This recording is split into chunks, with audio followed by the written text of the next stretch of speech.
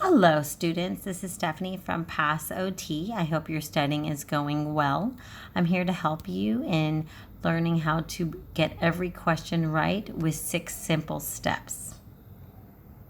Simply fill in the blanks or write it down on your whiteboard and remember the mnemonic. Read with diligence and patience before answering. So step 1, R, read the question carefully. Step 2, W, where is the question at in the OT process? Step 3, D, disease or diagnosis. What is the patient's disease or diagnosis? Is the disease progressive or non-progressive? Step 4, P, problem. What is the patient's problem? What is the patient's level or performance or function?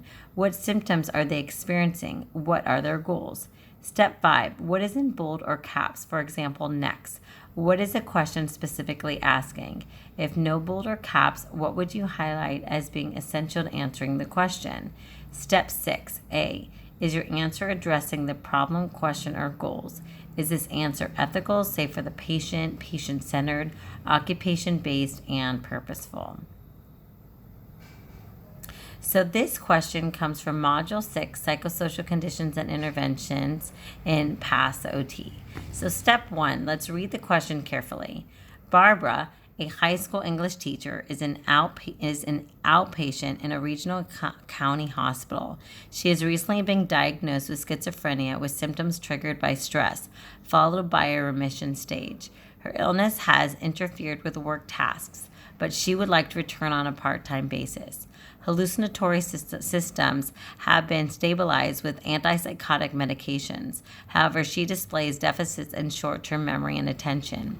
What compensatory strategies would be most beneficial in ensuring the patient will be able to return to teaching? So step 4, W, where is the question at in the OT process? It's in the intervention stage. Step 3, D, disease diagnosis. What is a patient's disease or diagnosis?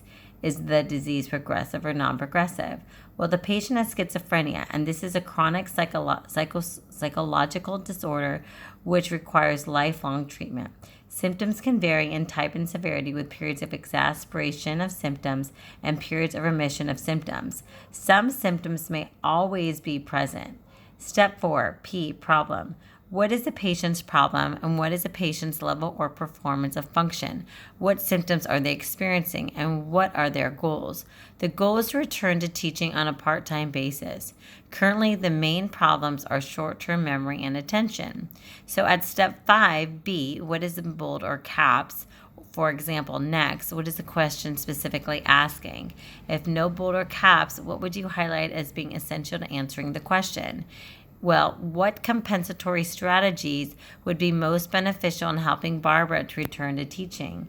Step 6, A, is your answer addressing the problem, question, or goals? Is the answer ethical, safe for the patient, patient-centered, occupation-based, and purposeful? So now let's get to the answer choices. A, use of calendar notebook listing scripts for tasks and wristwatch with an audible hourly tone.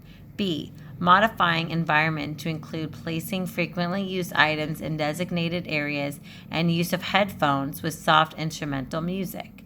C, weekly social problem-solving groups and intensive drill and practice sessions. D, store destinations visited often on a phone app and make aisle-by-aisle grocery. So now let's think about these answer choices. Well, we know B is not correct because modifying the environment would assist in recalling the location of lost objects, but following a script would fill in memory gaps by performing tasks when the patient is unable to recall but has some general idea. The headphones would assist in focus and attention as long as hallucinatory symptoms are stabilized. C is not correct because it involves a cognitive remediation approach, not a compensatory approach.